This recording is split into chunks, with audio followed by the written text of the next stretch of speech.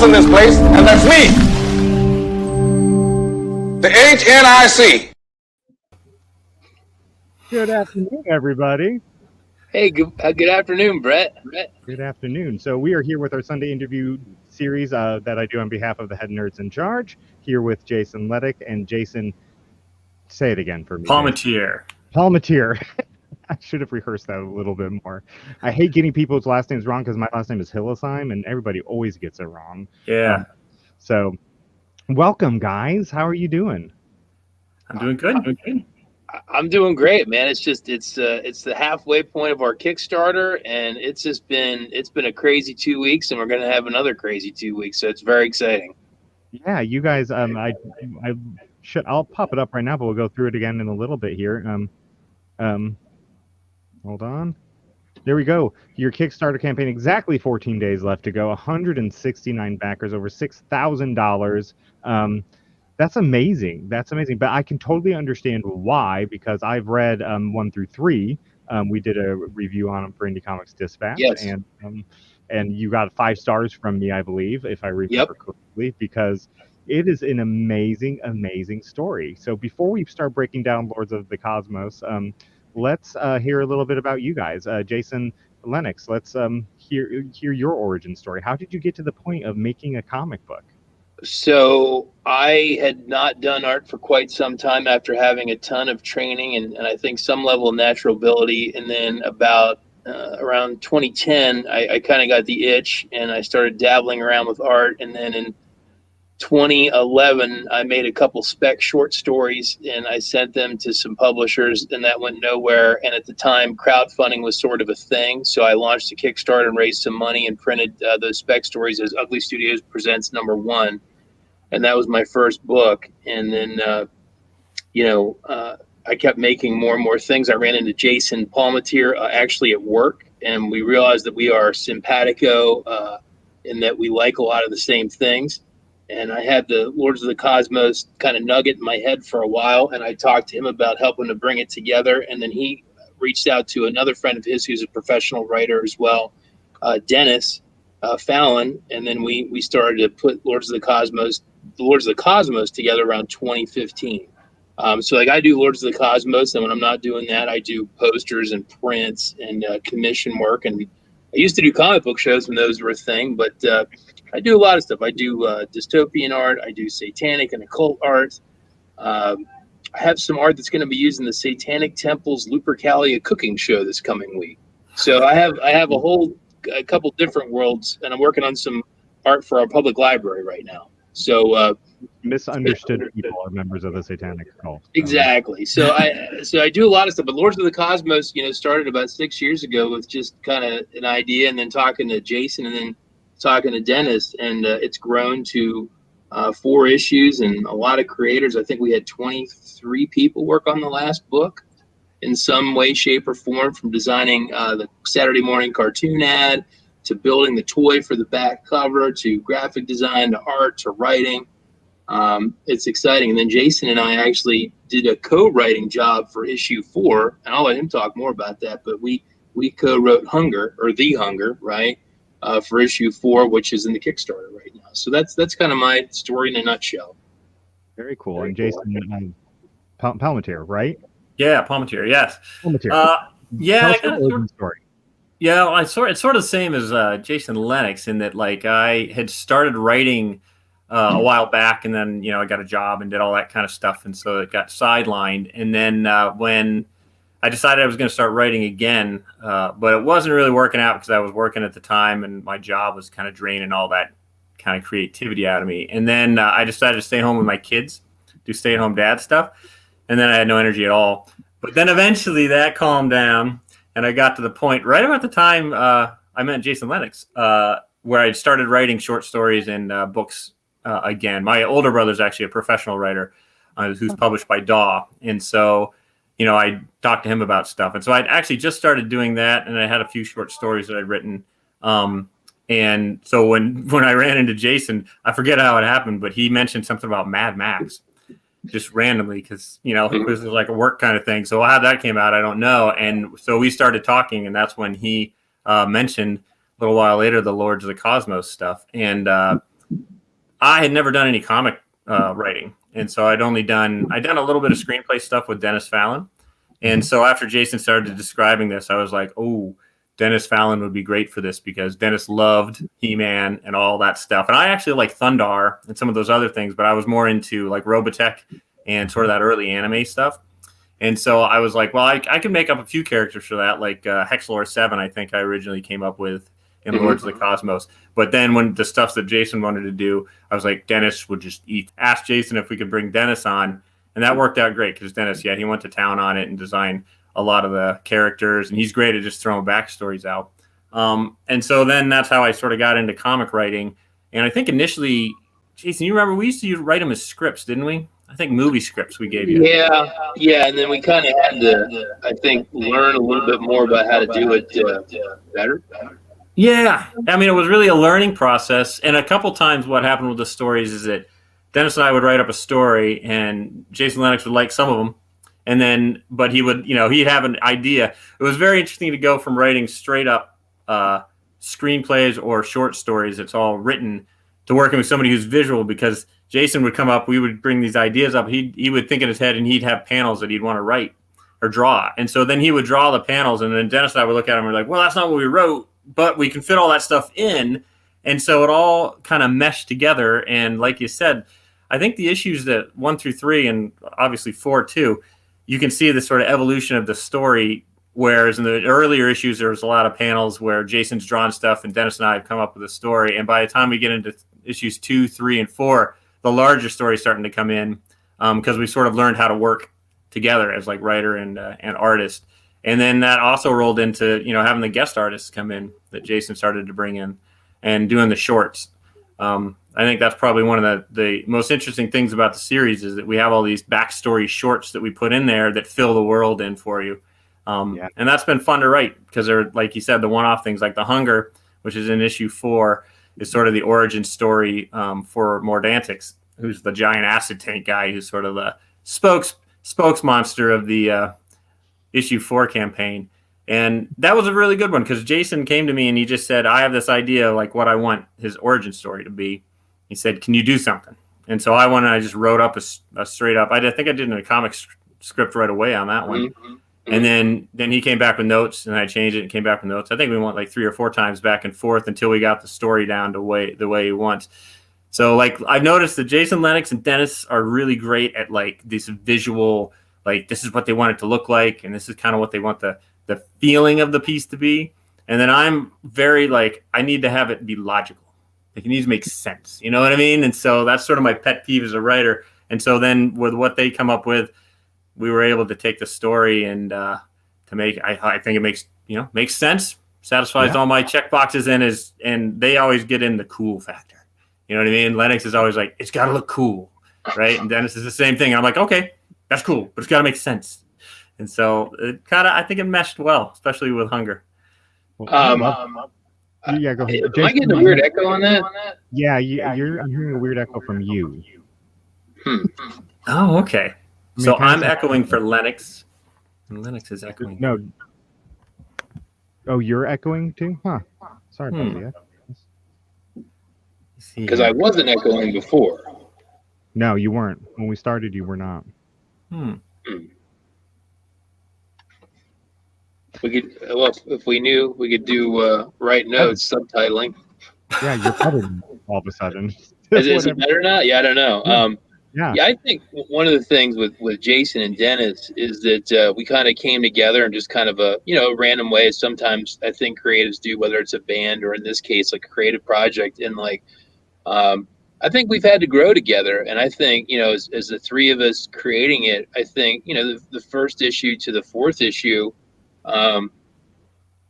it's just a lot better.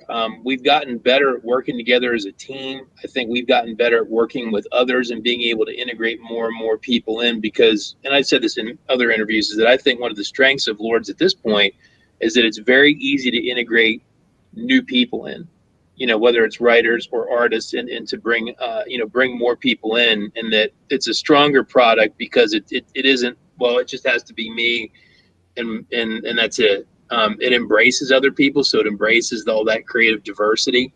And, again, you do 4 issues, 4 campaigns. We're working on 5. We're kind of working on 6 in the background too. I think we've gotten better. Like, as kind of the creator, owner, editor, that we do writing, we do art. We've gotten better as a team. I think it's a pleasure to work with both of those two. They're super, super, super fun people that like the kind of things I like. And Dennis and Jason are really good writers. So it's a pleasure to work with them. And I think we've gotten better. And I think, the next issue 5, will be better than issue 4, just because we've gotten better as editor managers. Because on the one hand, it's about being able to write, a logical story or a cool story, but then just how is everything running? How efficient are we at, creating a campaign? How efficient are we at working together? How efficient are we with, doing releases and contracts? So, there's definitely a managerial element to this that I think, when we started, it was you're kind of learning your way. You're learning how you work together. How did Jason and Dennis and I work together as a, 3-headed monster? And then, how do we work with others? Be it lettering, be it other artists, be it other writers, be it toy people, or graphic designers doing stuff for us. I think we've really gotten better, and I think the work shows it. I mean, issue 1, I don't think is as good as issue 4, but it's about getting better, not, oh yeah, that was our best issue. It's gotten worse, so we're getting better. And that's really, as an artist, people will say to me, what's your favorite thing you've done? And I always say it's the newest thing, because I hope I've gotten better every time. So the newest thing that I'm doing should be the best thing that I'm doing. And I can't speak for Jason, but I guess he probably feels pretty similar about that, getting better is the key, Yeah, true. Yeah. So I'm hoping maybe Mark was out there listening, Mark Plaid, who first of all shouted out the Satanic Temple, and then also said he could hear an echo for all of us. So hopefully if somebody's out there, let us know if the echo got better or not. I adjusted a few things on my end, so hopefully maybe that helped. I emailed you this during reading process, Jason. I don't know if you remember, because it's probably a stupid question that you don't get. But I wanted to be sure that the callbacks were actually fictitious, because I loved reading and kind of getting the sense of the history and the lore you were building. And so I loved, I emailed you after when I was probably about halfway through the first issue and said, so callbacks to these other issues, are those real or fake or what? And I love that history you're building there around it all. And then going back and putting those stories in those short stories at the end is just fantastic. I mean, few indie comic books that I have read have the story building and the history building that you guys have going on, all wrapped in this nostalgic retro 80s package. Like, every time I read another issue, it was just my childhood. It was all the comic books, all the cartoons, all the pop culture references of my childhood, and it was amazing. So it seems like a bold choice to go kind of retro. We've talked a little bit about the process of creating the issues, but where did the initial idea for Lords of the Cosmos come from, and what made you think, yeah, people will actually buy into this?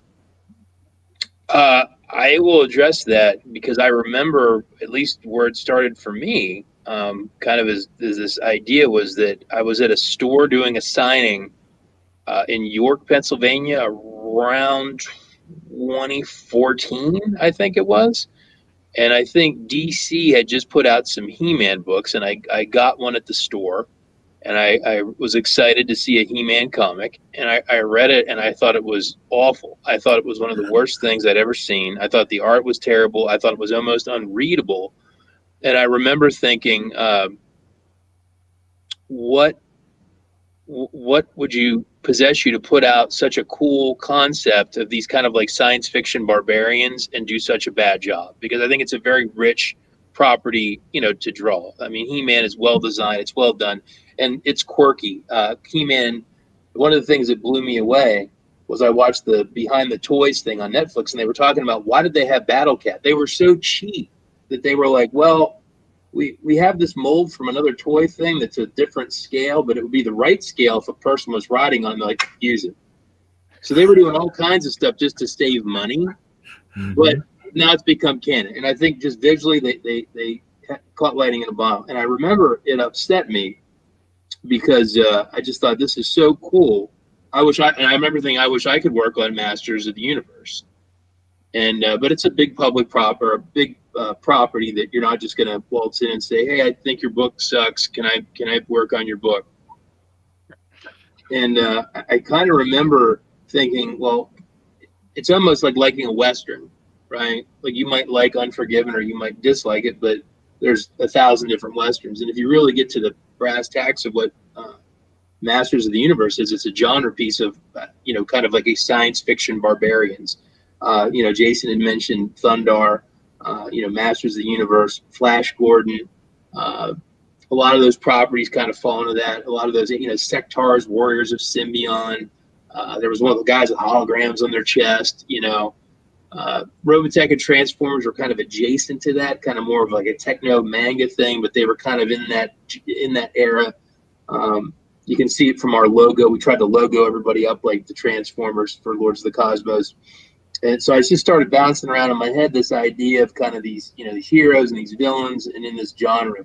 And I think that was kind of where it came from when I stumbled into Jason at work. So it was kind of a being dissatisfied with a classic genre piece treatment on the property to say, I am in that fan base, and I came into buying that book off a shelf saying, I want to like this book, and I don't. And if I recall correctly, I think Jason and Dennis and I got at the stars. We wrote Masters of the Universe down and just started pulling it, and we said, Lords, Cosmos. Okay, that's different enough, and it is Genius. People will know it, but it's not the same. Yep. And it's not mocking it. It's kind of a we get you, you get us, right? Like you get what we're doing. Like you're like this is the hero, this is the villain. I get this guy's kind of the archetype hero, right? And this guy's kind of the archetype villain. And if you looked at the Masters of the Universe and you looked at Lords of the Cosmos and looked at their lives, you'd say, okay, well, that character's kind of like the Evelyn role, right? This guy's kind of like Trapjaw, right? This person's kind of like Tila. And you'd say, okay, I get it. They're doing a genre piece. But taking that as a starting point, it sounds really derivative, but I think it's gone anywhere but Masters of the Universe since then. So people, I think they view it as we get what you're doing. Like we've done our own version of The Man with No Name without doing a few dollars more. But it's a film that if you liked a few dollars more, you'd say, oh yeah, I like this retelling of Man with No Name. But I get it. And we don't make we're not like, oh, this is 100%, Masters of the Universe, never heard of it. Like, hell no. Like we're like, no, we love that stuff. And we want to give that to you without doing the slavish member berries, which South Park has given that gift to us to say, let's just have the same crap over and over where it's just repetitive. Like I didn't like Force Awakens because I was like, all you've done is retold A New Hope. You mixed out some characters. I didn't like it because it was so unoriginal. It's like that's the best space fantasy you could tell. Like there has to be 1,000 other good space fantasies, but at least tell me something different. So outside of that kind of like, wink, wink, it's the name and some of the characters hitting archetypes, like Umex he fills the Skeletor role. But if you look at those 80s cartoons, Doc Terron Centurions, Megatron, Cobra Commander, all those shows, or properties had like the main bad. So we have Umex. He's our main bad.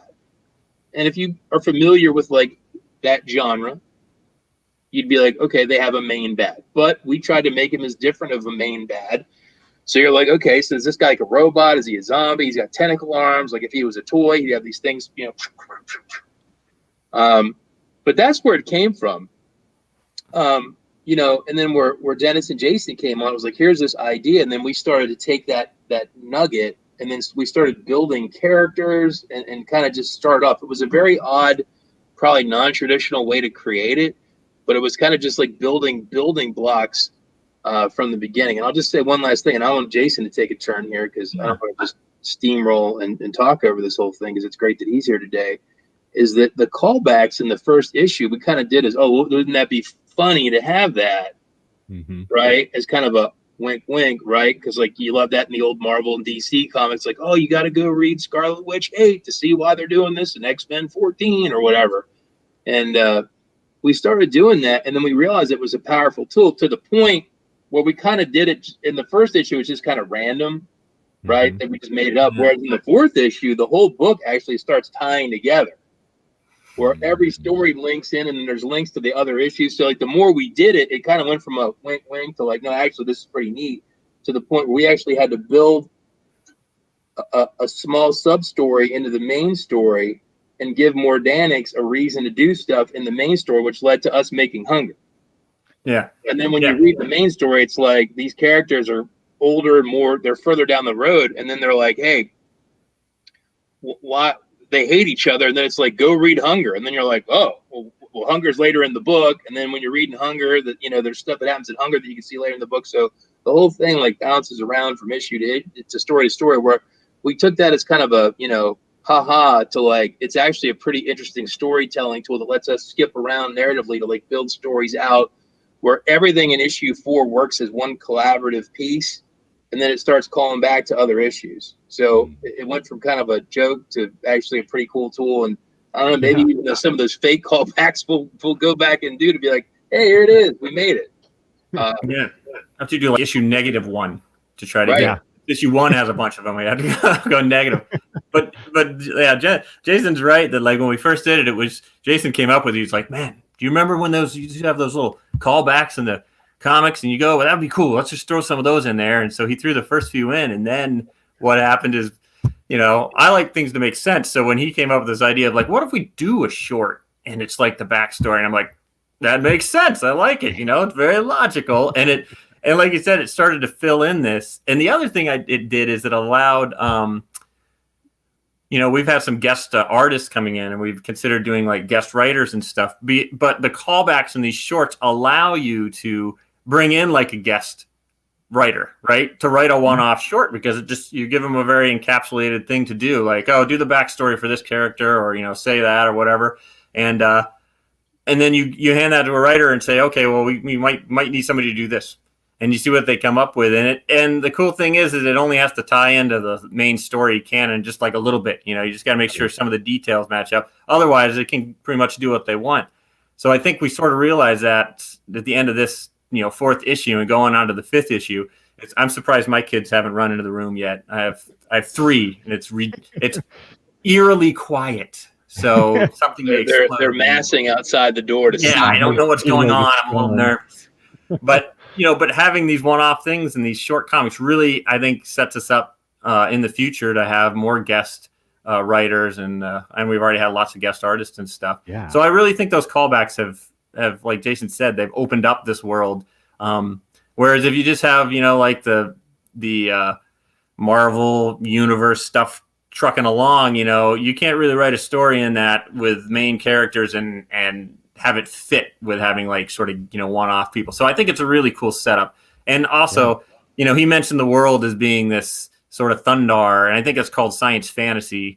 If you, you know, if you write it and whatever, it's like a science fantasy. And the cool thing about that is like literally anything goes, right? I mean, you can come up with anything, and if it can't do it with technology, you say, well, it's magic, or, you know, and that's what was the coolest part of He-Man is like anything could be in that world and it was fine. And it could work. You can explain it, you know, and you just let everything go and enjoy the ride. And I feel like that's sort of what Lords of the Cosmos does, is like it lets you enjoy the ride in this, you know, just whacked out world. Though I will say that as far as like villains and stuff, one of the things that Lords of the Cosmos has I managed to do, I think, especially in issue 4, is, you know, a lot of the villains and stuff were kind of flat in the 80s. Like Megatron was Megatron, but they didn't really give him a, you know, why was he so mean? You know, why was he so angry, right? And that's become, you know, the vogue now. Every villain has to have some crazy backstory nowadays. But what's cool is that Lords of the Cosmos sort of added that into, you know, the 80s camp that we all love. And so the villains are more, there's a reason for them. And some of them haven't been revealed yet or anything, but we've discussed many of the origins for each of the characters and why they hate each other or why they have this, you know, conflict. And so I feel like it's weird. It's kind of like adult He-Man in that, you know, it's obviously certainly more violent than He-Man or even Thundar could have been. But it's also more adult in the sense that, you know, what these characters, the backstories of all these characters and stuff have a few more, I don't want to say adult themes. That seems weird, but just like more serious, you know, there's a reason, even though when they do the, you know, camp stuff and the stuff happens to them, it calls back. There's more serious undertones to it. And And the other thing is like, going back to, can you map these characters to other stuff? The one character that is anytime we write, Dennis or I write them, we have one thing to say is like, it's kind of like W to W SSS. And that is, what would Starscream say? And that's for Cycorn. So anytime you read Cycorn, do it in a Starscream voice and it should sound perfect. That's great. Cause that's one of my favorite characters. Yeah. We're like, yep. What would Cycorn say in this situation? And you just go, I guess it would be a C because it starts with a C. But what would Cycorn say? And you think about it, and you're like, okay, Starscream, there you go. And it just rolls right out, man. Starscream had a definite voice. Yeah, and I will say this. Oh, that echo came back. Yeah, the echo's back. So I don't know what's doing it because. Yeah, we'll just work. I didn't get an echo on my end, but. So one of the other things, and I don't want to reveal because it was part of my just kind of generic basic pitch and Quentin, you can go to Kickstarter, Lords of the Cosmos 4 on Kickstarter. Just go to my Twitter page or Instagram page to find it very easily at Lenox Artist. Easy to find, Quentin. We'd love to have you. I'm going to pop it while you talk, Jason. I'm going to pop that link into the comments section for anybody looking for it. There was kind of a hook. Like one of the things that I hate about a lot of entertainment, Lost, Battlestar Galactica, we're looking at you, Sopranos, is that these things have all this work and money, and then they get to the end, and then they're like, "Yeah, we had nothing. We had no point to this." And then these things end, and you're like, "Well, how did you have all this cool stuff, and you ended with this whimper?" And one of the odd things about Lords of the Cosmos is, and I won't say what it is because it is a big hook to it. Is when I came to Dennis and Jason with kind of this generic idea, it was a generic thought with an end. And they were like, we love the end. And we don't talk about the end because so then all the other stuff that's happened since then is this gigantic walking toward to get to the end. So I think we have a great thing because we have a great end. We have a great hook to end everything, but we can kind of enjoy the ride getting there.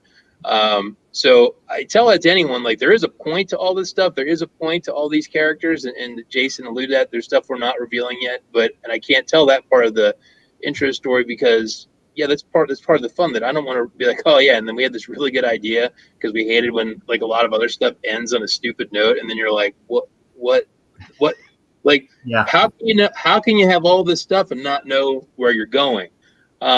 And look, one of the comments that was made to us by an artist was that he said, working on this twice, David Newbold, he said that this is a gigantic sandbox that you allow us to play in. He goes, and there's so much fun in it. And he goes, I'm having fun every time I work with you guys exploring the space, that there's more things for me to find. So like at this moment, and I actually checked this morning, we have, not including the main story, we have 6 other stories ranging from, I don't know, like 5 to 22 pages in various stages of either they're done in the can or they're being written right now by us or other people or they're being drawn.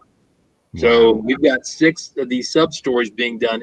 So, I mean, there's Lords of the Cosmos stuff just kind of like hucking along in the background, like at various stages, whether it's a script or whether it's, in the case of Pulse, which is a 22-page kind of like long format one shot for Lords of the Cosmos. We need to get an artist actually working on it after working on it for quite a while. So we're in the process of getting all of our contracts signed for that this weekend to get that moving ahead. But that's basically if the Lords of the Cosmos were in an 80s action movie in the structure of a film like Predator, right? It's kind of like that. So, I mean, Hunger is if the Lords of the Cosmos were in something like Saving Private Ryan. So you can kind of read it and say, okay, I kind of see this. And then there's a little bit of Cronenberg at the end.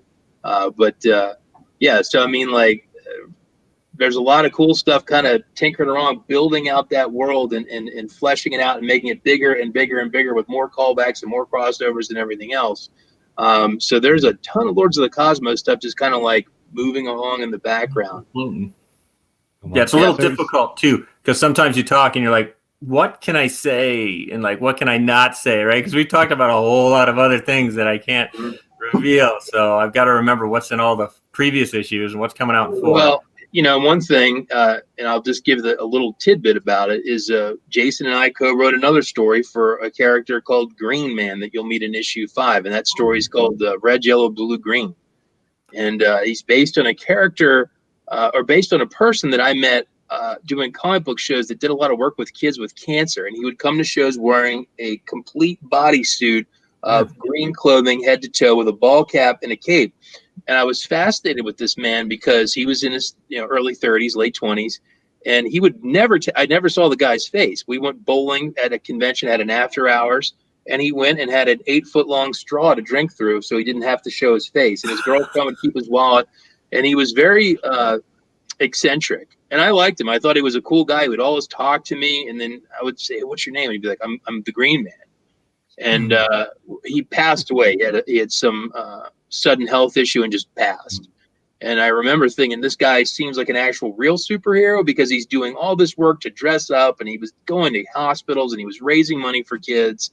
And I was, at the time, we were putting Lords of the Cosmos. We should just shoehorn him in. He's here, we'll put him in. So we said, fine, we'll put him in.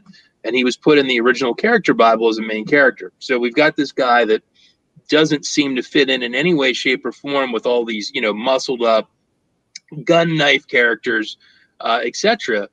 And then so recently, in the last year, I started actually thinking, well, what are we going to do with this guy? Because he's a cool guy in real life, but honest to goodness, like, if you looked at all the characters, you'd say this guy is really, he's like 2 left feet with all the, like, he does not fit.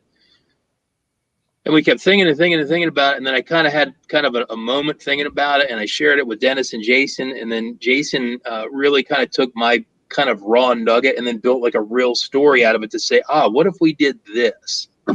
And then that person in real life, his sister is a comic book artist. Her name's Arioshi. We reached out to her and we said, hey, we want to do this for your brother, but he's been part of the comic book. And she was aware about that. And then we actually said, well, how do we handle the IP rights to a guy that he's basically the same guy in real life, and then he's the comic book character? So we actually spoke with a lawyer to understand like the nuances of IP, where there's a variation and permissions. And we actually spoke to her, and then we kind of have a good understanding of how it works. We made an agreement, and she's been doing thumbnails for this story, and that's all I'm going to say about it. Not, I'm curious to hear Jason's take on it, but it was kind of, he went from kind of this, I don't understand even what we're going to do with this guy. Why did I shoehorn this guy in?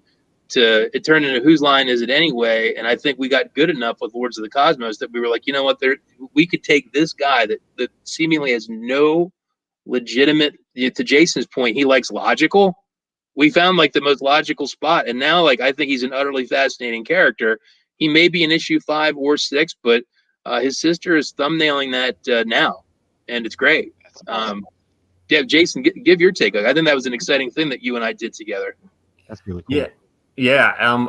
That was interesting in that, when you get Green Man in there, you're kind of like, he's just in the background. You don't know what he does. Doesn't look like anybody else. And so when you brought the original idea to me, I was like, okay, this works, because I think the cool thing about Lords of the Cosmos is like anything works in Lords of the Cosmos, right? I mean, you can bring in pretty much any type of character, and you can be as creative as you want to get him in there. And with Green Man, it actually worked out great because of the setup of the world and the idea of the world having a great machine and having these other things. So Green Man he gets pulled in to that mythos of Lords of the Cosmos in a way I think that's very organic for the way he appears in the previous issues. And so I don't want to say too much about the story, but the point is that he's I think he's indicative of what Lords of the Cosmos can be. It can be a world in which everybody can participate, right? Anybody can participate in this world because it's totally open. There's no restrictions on it from a creative point of view.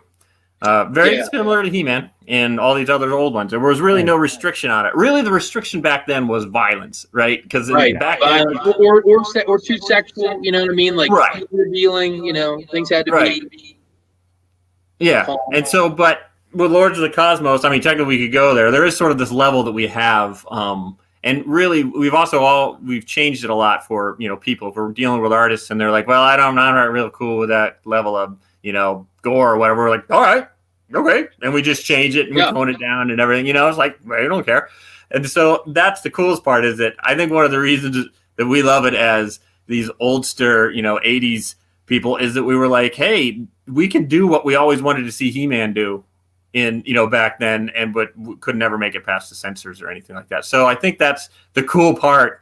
And like, I think I watched some little like documentary on Thundar, and the creator of Thundar was, going through all this stuff, and he said, why did it get canceled? Because it had great ratings, everything. He said, oh well, excuse they gave me was it was too violent. And then I watched Thundar, and I'm like, what are they talking about? And he said it wasn't that violent at all. And sure enough, it's not. But they were in some ways very constrained in what they could do because of that, because it was a kid's thing. And Lords of the Cosmos doesn't have that. And that's, other than it being open for pretty much everything, it also has this kind of lifting of that restriction of what you can show. And, part of that's being an indie comic too. You can pretty much do whatever you want. And we have a certain level that we kind of work within and think in. But beyond that, it was easy to put a character like Green Man, who doesn't really have any, like violent tendencies, you know what I mean? Like, he's just kind of this character into that world. And it's actually interesting and challenging to say, well, okay, this is a world that has lots of really bad characters, and most of it's a lot of conflict and fighting and stuff. What happens to a character who's not really, that's not his core, that's not what he's about. How does he fit in? I think the story came off quite nicely, but we'll have to wait till the next issue. Yeah, I think the script that Jason put together was awesome. And having the family, through his sister, kind of say this is cool. This is something that he would have been proud of. He would have really thought it was cool that you mixed him in with all these crazy characters. And I think, to me, that was a real watershed moment creatively with Jason, to put a script together, like I said, because we always say, well, Lords of the Cosmos can have all these things, and it was like, here's a guy that wears a baseball hat, has a waist length cape, and has like the little underwear on the outside like Superman, and it's all green, and he wears sneakers. And how does he work in a world with Cycorn and Umex and Aegis and Prism and Obsidia? That they're, and I think to actually say, okay, we're actually going to challenge you guys to shoehorn. You wanted to put this guy in, we'll now put him in, and we did. And it's funny. David is another writer that I worked with to build the Pulse story together. And one of the things we wanted to put in there was a lizard cowboy. So there's a lizard cowboy in that story called King.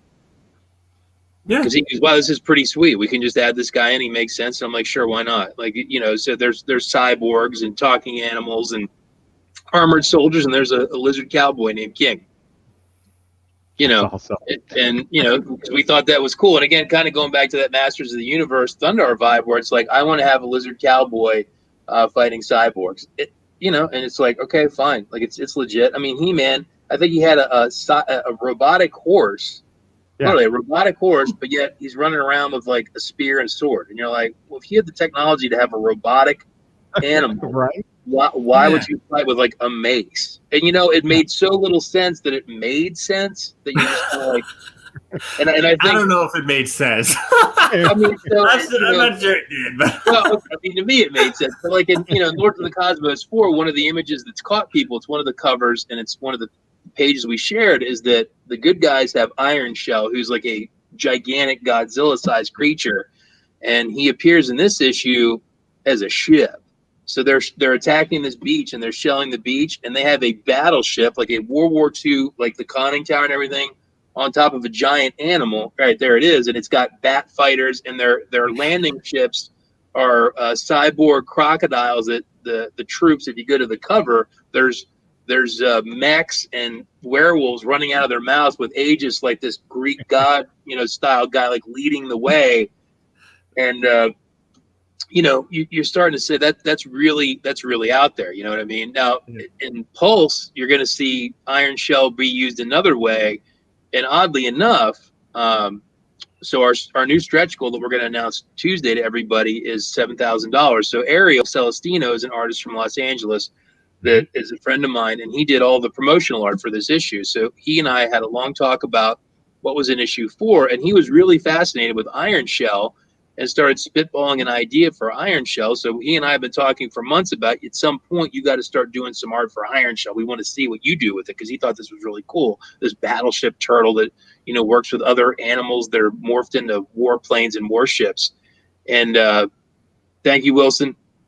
And so I gave him some of the backstory stuff that Dennis had come up with and Ariel started spitballing this crazy idea together for like where did Iron Shell and his enemy Ragewing, who's this gigantic cybernetic dragon that works for the villains as a Godzilla character.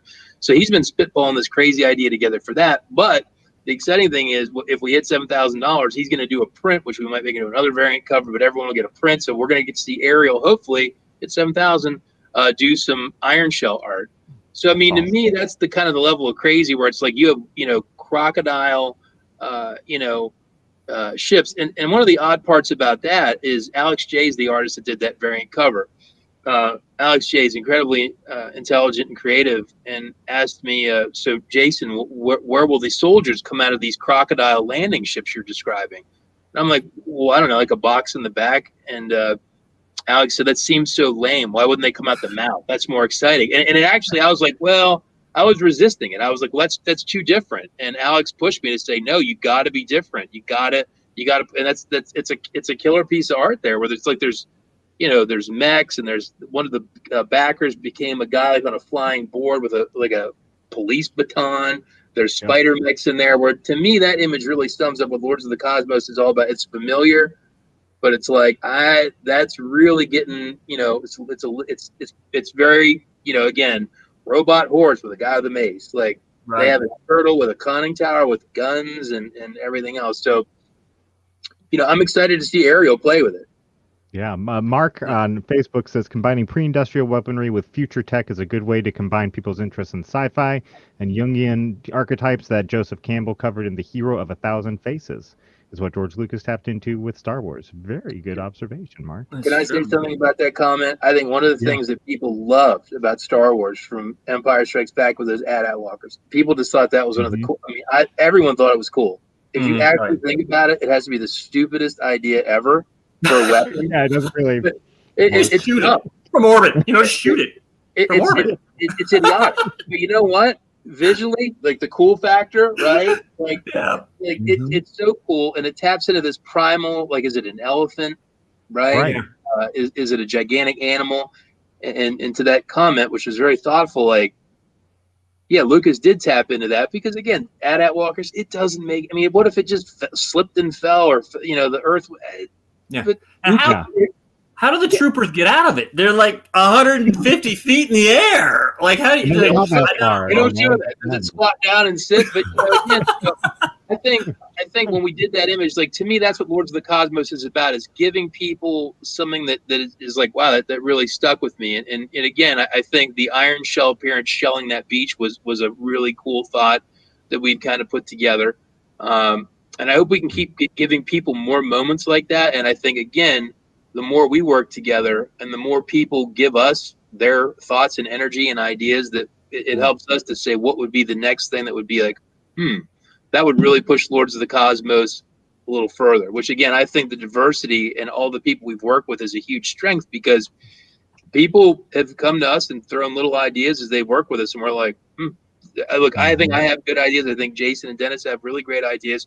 But we don't have a monopoly on Lords of the Cosmos good ideas. There's a lot of people that can have really good ideas, and it's like, great, let's work with those people and say, we want your energy. I mean, one thing that bothers me, is I used to love Star Trek, and I really think it's gone downhill over the years. And Axanar was this kind of hybrid fan film, semi-professional project where these people decided to make an old school Star Trek piece. And they put like 15 minutes on YouTube, which I think you could still see. And I watched it, and I thought it was hands down some of the best Star. If I've been saying Star Wars, I meant Star Trek. The best Star Trek I'd seen in years. And Columbia, I think, and CBS, their reaction was to file a lawsuit and say, no, you can't do this. It hurts the brand. And I remember thinking, it hurts the brand. This is these people get it better than you. That's why it hurts the brand. yeah, exactly. Why wouldn't you put them on the payroll and say, geez, maybe we should have you guys under our banner because, but it hurts the brand because it makes them look bad. But, whereas, and look, we're not Star Trek, but I think if someone has a great idea, like, why not say, can we find a way to work with you? Because you get this. We want you to help us to do a better job, not, no, only I have good ideas here. No one else can. I think you hurt yourself, because I think the goal is to make Lords of the Cosmos the best it can be and not shortchange it by excluding talented people that want to contribute in some way. Yeah. Well, and one part of that too is like I say that things need to make sense for me and everything, but it's very interesting that like I don't care if you got a floating turtle with stuff on, shell on the beach and a guy with a sword. Like that doesn't need to make sense because that's the cool stuff. That's like that's what makes it awesome and creative. The only thing that needs to make sense for like the through line of Lords of the Cosmos, which I think we've done a pretty good job with so far, is like, well, what motivates the character? Like, why are they the way they are? And why does that come full circle for them in the story? And then does the story arc that's going, does that make sense? Because there's nothing worse for me than like watching a movie and then within the first 10 minutes, somebody does something that makes no sense, right? Or like, that's why I don't watch any movies after Aliens in that series, right? Because it's all driven by idiot plot where it's like, well, it relies on some character doing something totally stupid in order for the plot to advance. And once I see that, I check out. I'm like, that's it. I just leave. And so that's really core of Lords of the Cosmos, is making sure for me as one of the writers to make sure that it makes sense, to not have anything be out of character or out of story. And so, but beyond that, wow, if you want to have, a flying bat with a flamethrower, that's cool by me. Why the hell not? Yeah. So I do want to circle back and ask, you talked about the ending as we start moving towards the end of our time here. You've mentioned you have the end in mind.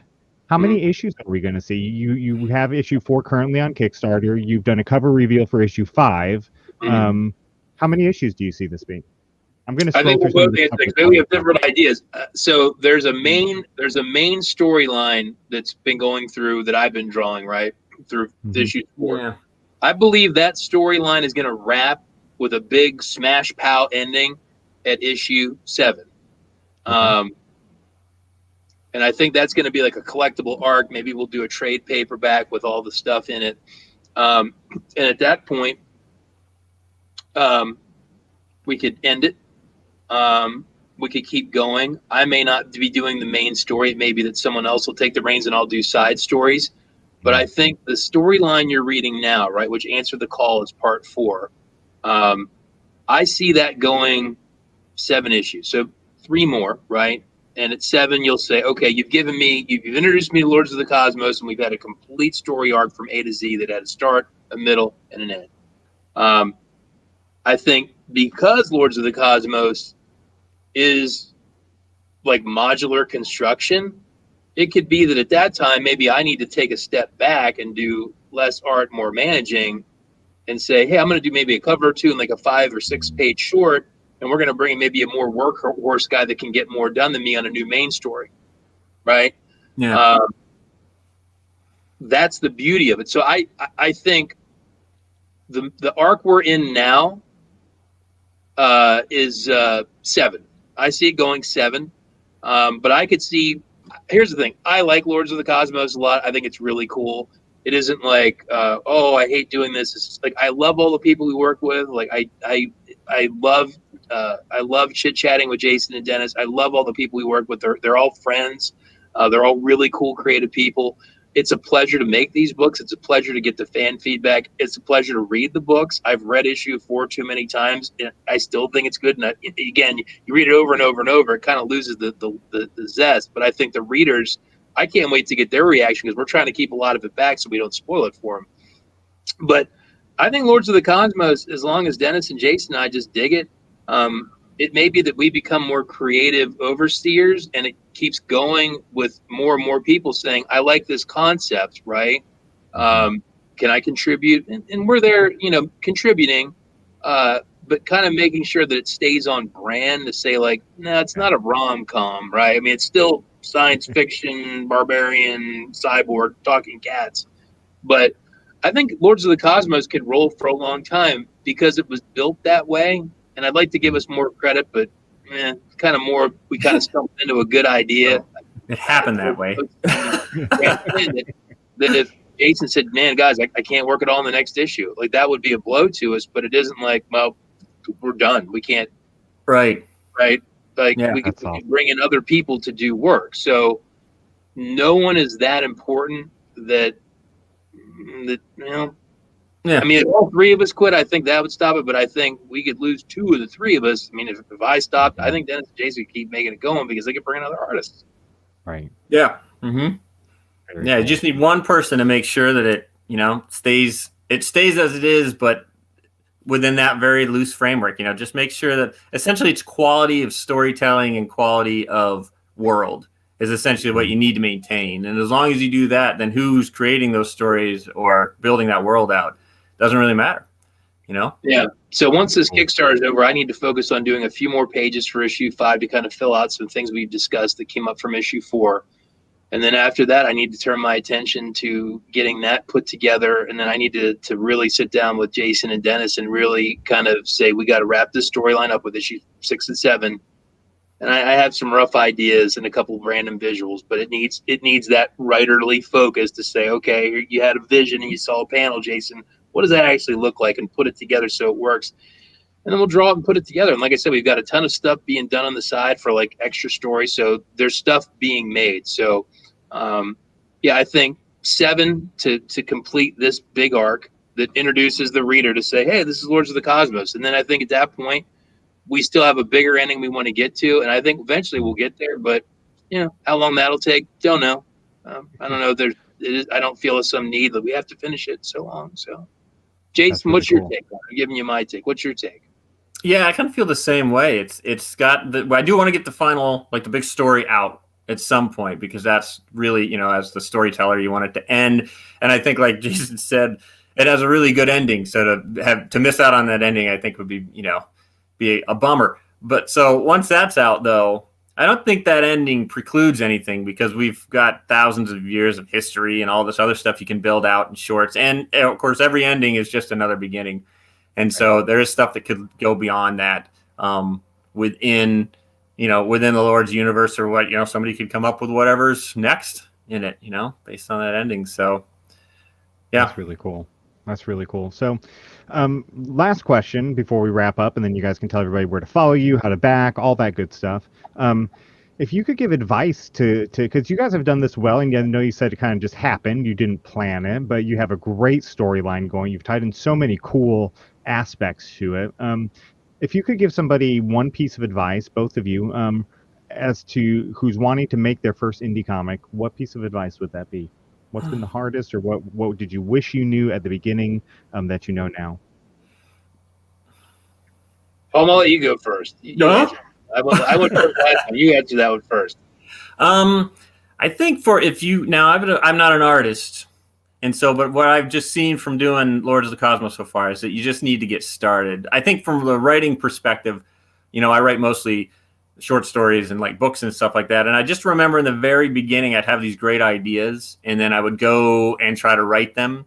And I ran into I was fighting the writing, as they say, like, just being able to get what I had in my head down on paper the way I wanted to, I couldn't do it. And so I spent most of my time just trying to figure out how to write. And really, if you have an idea for a comic or something, you just need to start drawing it, doing the dialogue and stuff, because in the beginning, it'll be hard just to get the mechanics of making it done. And you want to get past that. You just keep doing it, and that gets easier and easier. And then one day you'll have like your epiphany moment where you realize that, oh, look, I have this idea, and you'll go down and you'll just do it. Like for me, I used to write software, and when I had all these ideas when I was driving in to do software work, and then I would get done with the day and I'd be too tired, and I try to write, and I ran into that wall, not be able to write. But then one day, and I went in and I had this idea. I sat at my desk for like 10 minutes and thought of how to solve this one problem, and then I just typed up the code. Like an hour later, I hit go, and it like compiled and it ran, which is like unheard of. Usually something that goes wrong in software. It compiled and ran and worked just like I thought. And I realized, I'm like, oh, that's it. I've arrived in software. I've been doing it for like 9 years. I've been doing it for long enough. I can just do it. If I have an idea, I can just make it happen. And I realized, oh, I gotta do that for writing. I've got to just keep working at it so that when I have an idea for writing, I'll have arrived and I can just make it happen. So that's why my advice is, if you've got an idea, start with it. You just got to get going and start drawing, start writing, and make it happen. And eventually you'll get to the point where you'll be able to turn whatever you have in your head into a comic, and it'll be, I won't say easy. It's always a challenge, but you'll be able to do it without running into the technical aspects, having trouble with the technical aspects of it. I love that. I think there's a couple real basic pieces of advice that I would have for someone is, one, do something that you really like. Okay. Jason and Dennis and I all kind of like that 80s toy cartoon comic stuff. So like it's stuff that we like, right? Like intrinsically, like if people get me going, they'll be like, man, Jason really likes this stuff. Man, he loves those old cartoons and toys and it. So when people talk to me about either that stuff or Lords of the Cosmos, it doesn't take long for the interest and the passion to come out. It isn't like I really hate doing this and I'm only here because it's a paid appearance and I can't stand this stuff. So I really like that stuff. So that's number one. Pick something you like. Number two, work with good people. Jason and Dennis are I've become friends with them over this process of doing it. They're great guys. They're responsible. They're professional. They're really good at what they do. And we've surrounded ourselves with other good people. So, I mean, again, if you're working with people that are flaky or dishonest or bizarre, like that's bad too. And then I think thirdly is plan for the future. One of the things we did even before Lords 1 came out is we got with, I believe it was my sister-in-law who's a lawyer. And we made a whole agreement to say, if and when this becomes a TV show or a media property, how does that work? And, someone could say, well, shit, excuse my language. Like, you guys, you just made a hobby comic book, whatever. This doesn't mean anything. But it's like, yeah, but act like it will be successful and plan for it. So what happens if there's a big windfall? And you can look at things like Walking Dead, where it was, hey, we're just making this book, and then there's big money, and then now I'm suing you, and I'm suing you, right? Those guys didn't take it seriously, and they did get a big windfall, and then it's everyone's like, let's kill each other for money. So I think that's a third important thing. And the final part is just go do it, because I think you can have ideas and say, I really like this, but then it's like, well, there's a million reasons not to do it. But I would tell people, and this really sounds corny, so forgive me, is find a reason to do stuff and don't find reasons to not do it. Because it's easy to say, I'm too busy, I'm too tired. Right. Look, I have a full-time job. I've got 2 kids, a wife, a family, a house, there's a million responsibilities that go with that. So I just try to stay really focused, budget my time, and I make commitments that I can keep or exceed. And then it seems like you're doing a great job, because it's like Jason said he'd do it, and he did it. Jason said he'd do it, then he did. Not, well, I made all these promises and nothing gets done. So it's easy to make an excuse not to do it, but just find a way. If it's just drawing a panel or doing a story or getting that one book out every couple years, just find a way to do it. And then if you have the other things, the thing you like, good people, some kind of legal technical framework to say, well, what's going on here? So there's no misunderstandings, and I won't name names, but I've been following a really nasty creative IP rights thing with an independent creator and an independent artist and writer.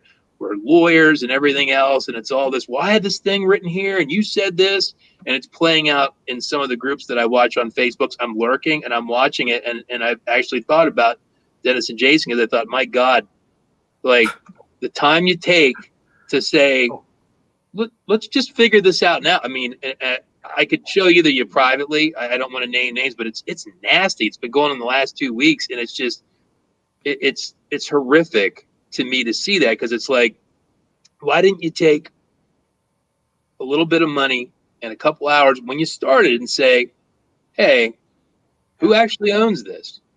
Yeah. What does this mean? What happens if someone says, here's $250,000 for TV rights? And all of a sudden it's like, well, I thought it was my idea because I saw that old comic book in the store, and Jason's like, but I thought of this guy's name.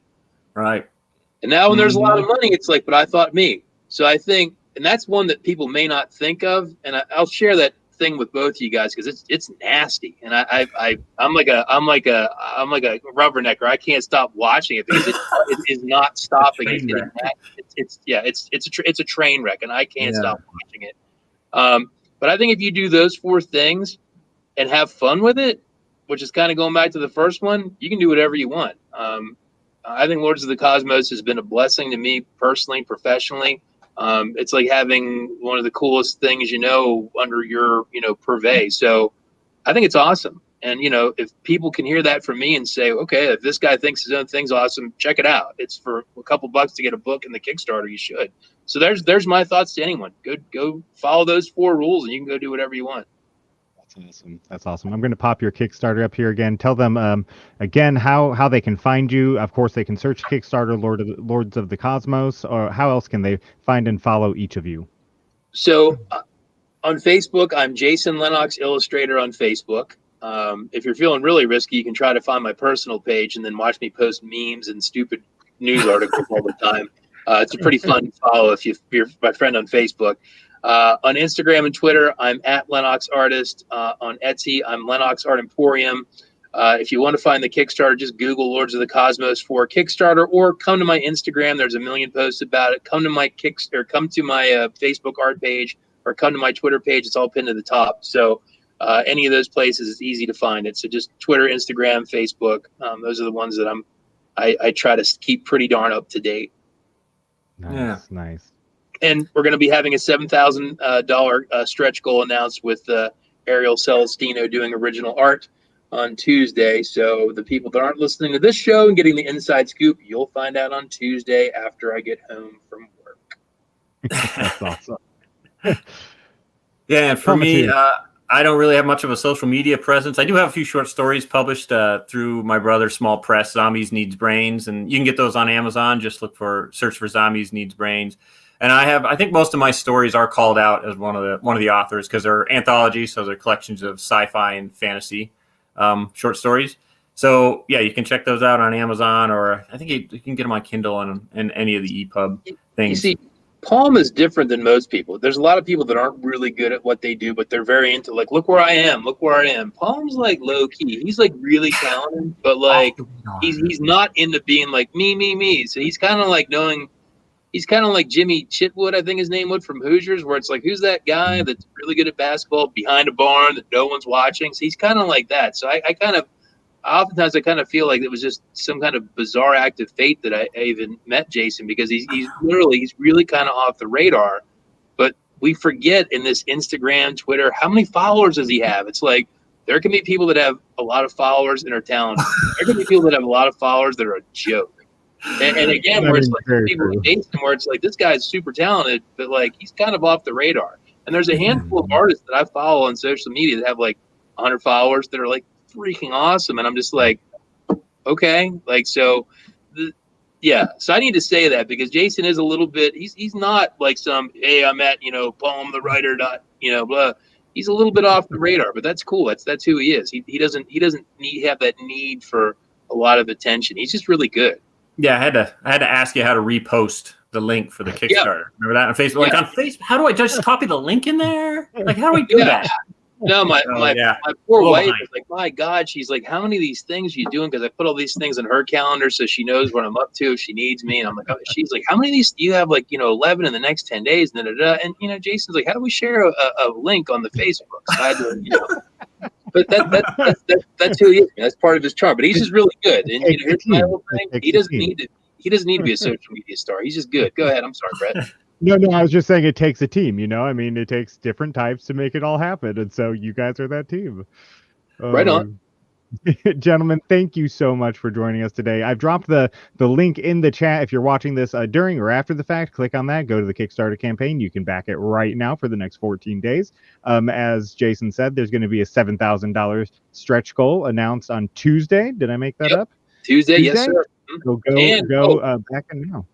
And I realized I made an error. There was a really sweet piece of original art that I did not put on the Kickstarter, but I realized that this morning. So now there's a new limit of one original piece of original art. It's my splash page for the I Am the Sword of Ages story that another artist, Zach, did the pages, but I did the pin up to splash to start it. Nice. And then I was on a podcast last week where the interviewer said, I would really like to purchase one of the covers, and the Turtle Battleship one is an 11x17 color print. So now this morning, there is now a book and a print tier for $35. So there's two new tiers. Nice. So it's exciting stuff. Very cool. Well, everybody out there, go support the Kickstarter. Go follow Jason Lenox, at least on social media, and be on the lookout. If you're cool, let you find Palm, but maybe. This is a phenomenal series. I've read 1 through 3, and I loved it. I can't say enough about it. I was so excited to do this show today with you guys, and I'm glad everything worked out that we could be here today to do it. Thank you again so much. Everybody out there, we'll be back on Wednesday night with another episode of Broadcast from the Dispatch. You can join us on same social media channels, 8:30 p.m. Eastern every Wednesday night. Everybody out there, we'll see you next time. Thanks, guys. Yep, thank you.